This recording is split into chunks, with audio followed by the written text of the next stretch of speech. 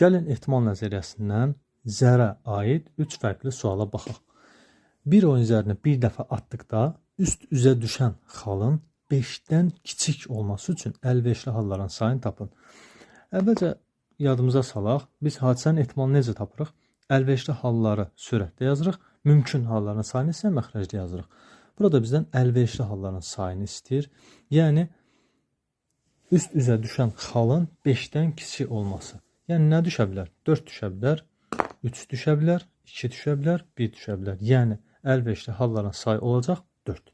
Keçək növbəti sualımıza. 2 zərb birlikdə atılır. Üst üzə düşən xallar hasilinin 12 olması hadisəsinin ehtimalını tapın. Üst üzə düşən xallar hasilinin 12 olması üçün baxaq əlverişli halların sayına. 2, 6, 6, 2 ola bilər. 3, 4, 4, 3 ola bilər. Yəni, əlverişli halların sayı 4-dür.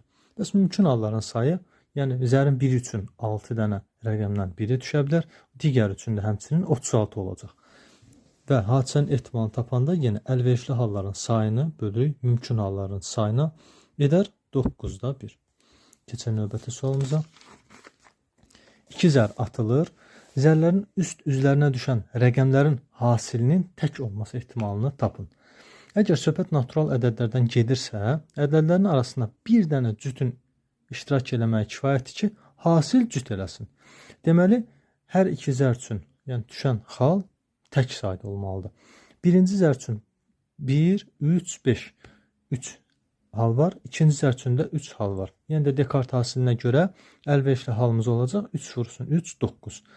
Mümkün halların sayı bəs nədir? 2 dənə zərdən söhbət gedir. Yenə də mümkün halların sayı olacaq 36.